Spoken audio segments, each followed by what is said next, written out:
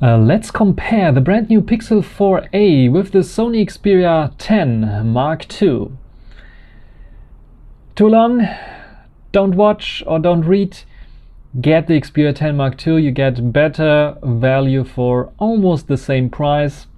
Slightly less performance, slightly worse camera performance, but more flexibility with your cameras, ultra-wide tele zoom camera. I think the Xperia10 Mark II is the better device all in all. Also better build quality, splash-proof, waterproof, dust-proof. I think the Xperia10 Mark II is unbeatable in this category, and yeah, the Pixel4a, I don't know. It needs to be cheaper to be really true competitor to the Xperia10 Mark II, and something that I would recommend then. But let's take a look at the details a little bit more.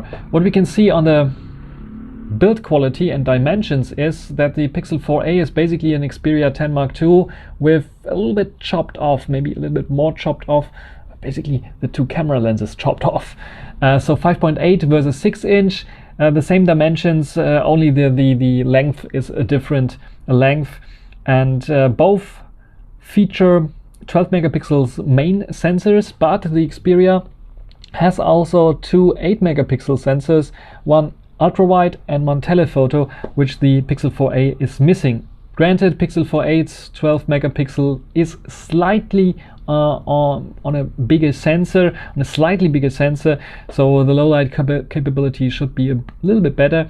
And as Google is very well aware and known for their camera technology, I think the camera technology of the 12 megapixel sensor on the Pixel4a by default will give you better results, but also some more artificial results, like colors are boosted, sharpness is boosted, contrast is boosted, and you get a more natural result on the Xperia10 Mark II. And if you want to have this boosted result, you can just install something like Photoshop Camera, which runs pretty nicely on the Xperia10 Mark II, as I showed you earlier.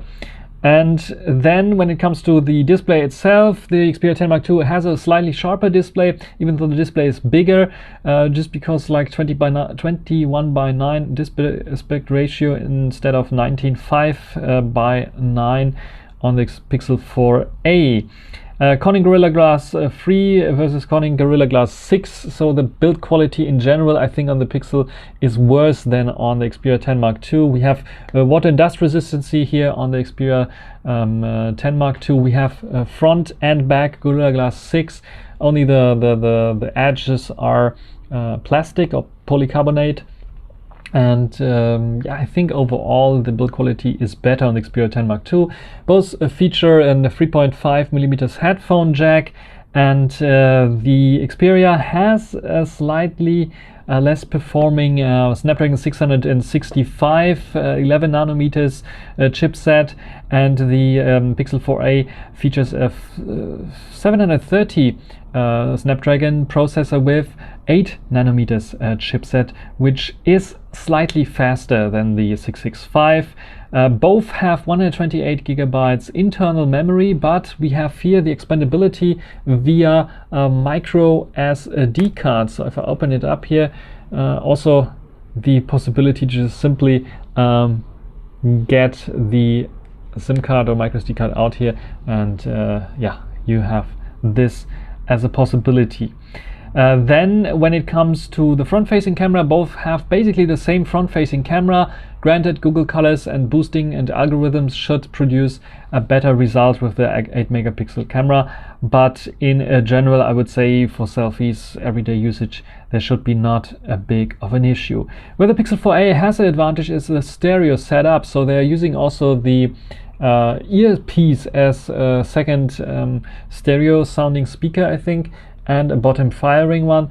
The Xperia has the advantage that it is using a front firing speaker, but it's only mono and the quality is not the best, so this is something where the Sony Xperia will lag a little bit. When it comes to Bluetooth, they're basically 5.0 versus 5.1. There's not much of a difference there.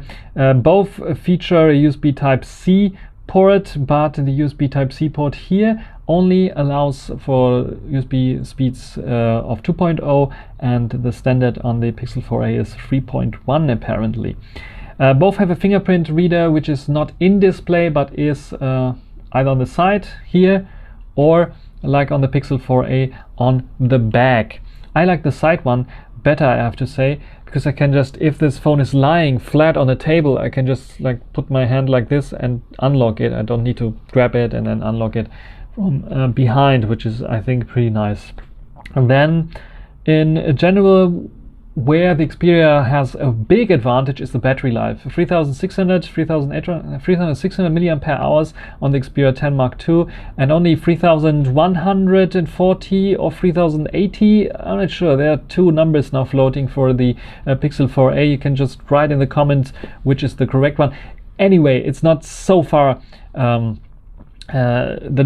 discrepancy is not so far between those two numbers. So I would say in general the battery life on the Pixel 4a, also because of the faster processor, is not comparable to the Xperia 10 Mark II. So 9 hours of screen on time I can get here, 2 days basically, and Google itself is only advertising 24 hours, so 1 day, basically 1 full day on the Pixel 4a. So definitely the Xperia 10 Mark II has the advantage when it comes to this. Both have NFC, of course.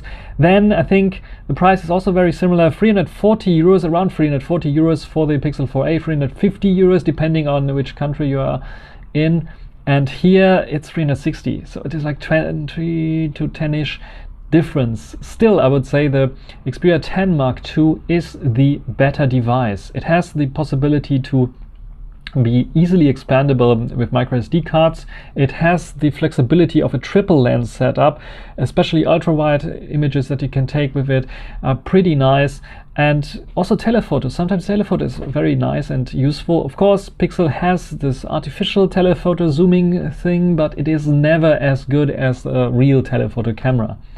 And yeah, in general, I would say you get a better device with the Xperia 10 Mark II. A little bit slower here and there, gaming maybe not the best.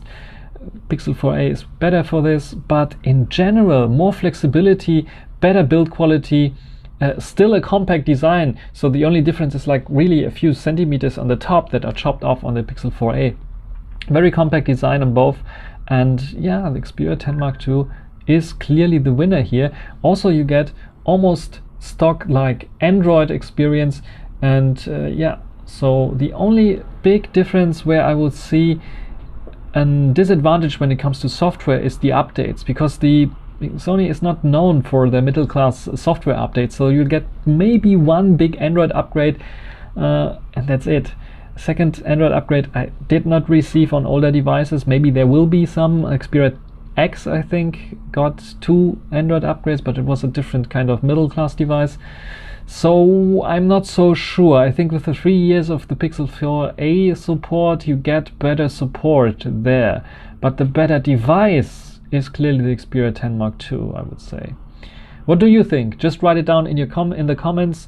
Give it a thumbs up if you like such comparisons and videos, and like, subscribe, and all this shenanigans. And also visit me on Patreon. I have now a Patreon page as well, patreon.com/LeszekLesner. My first name and last name together, small, and there you can donate and support my channel as well if you like to see more videos of this. This is everything for this video. Thanks for watching. Until the next time, bye.